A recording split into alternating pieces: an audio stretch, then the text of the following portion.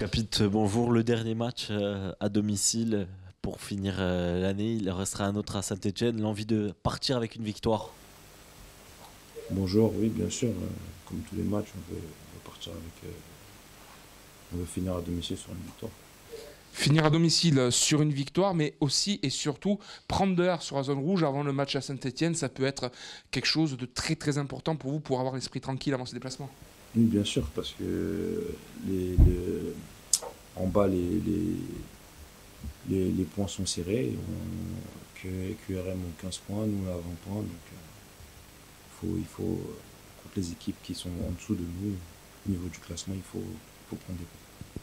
Capite, quelle a été la différence entre les deux matchs de Caen et de Dunkerque? Où est-ce que vous avez fait la différence justement? Je pense qu'on a été plus efficace dans les deux surfaces. À Caen, on a eu beaucoup d'occasions, on n'a pas su les concrétiser et on a concédé un but sur leur seule action concrète du match. Et à Dunkerque, c'était l'inverse. On a réussi à concrétiser nos actions et on n'a pas pris de but. On a senti une équipe du Sporting qui s'est libérée offensivement contre Dunkerque, un festival à l'extérieur. Ça faisait longtemps que ce n'était pas arrivé. Ça fait du bien forcément dans les têtes pour vous devant. Oui, bien sûr, ça fait du bien. C'est bon pour la confiance de gagner un score comme ça face à Dunkerque, mais on continue à travailler et on espère gagner d'autres matchs comme ça. Puis à titre plus personnel, au niveau de votre situation sportive cette saison, comment ça va aujourd'hui, Capite? On sait que ça a été un peu difficile pour vous en début de saison pour plein de raisons. Comment vous vous sentez aujourd'hui, même si par exemple le compteur but n'a pas encore été débloqué? Franchement, ça va beaucoup mieux qu'il y a quelques semaines.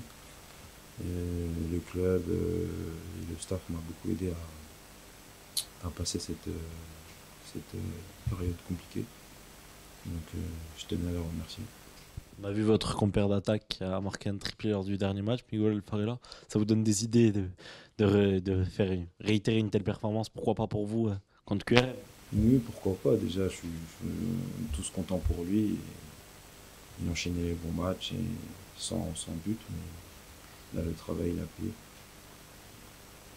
Vas-y, depuis le début de la saison, on voit le Sporting performant face aux équipes du haut de tableau, mais un peu plus à la peine face à celles du bas de tableau. Alors il y a eu l'exception face à Dunkerque, bien sûr.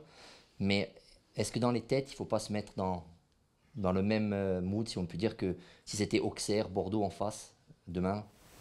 Oui, c'est vrai, mais on va dire les matchs les plus durs, c'est contre les équipes. Comment vous jugez le championnat cette année par rapport à celui de l'année dernière? Est-ce qu'il est toujours aussi homogène ou est-ce que vous sentez qu'il y a des équipes qui dominent beaucoup plus? Par exemple, peut-être Laval cette année? C'est différent. Moi, je suis arrivé en cours de saison l'année dernière, j'ai fait que 6 mois. Donc, ce que je peux constater, c'est que il est un peu plus compliqué que l'année dernière. Par rapport à la saison passée, vous êtes dans un autre rôle également dans votre jeu. L'an dernier, vous étiez associé aux côtés de Franck Magritte, qui est plus finisseur et à 2 devant. Là, vous êtes souvent à 3 devant. C'est quoi la différence pour vous? Comment vous vous adaptez? Non, il n'y a pas vraiment de différence. On est sur le même système que l'année dernière.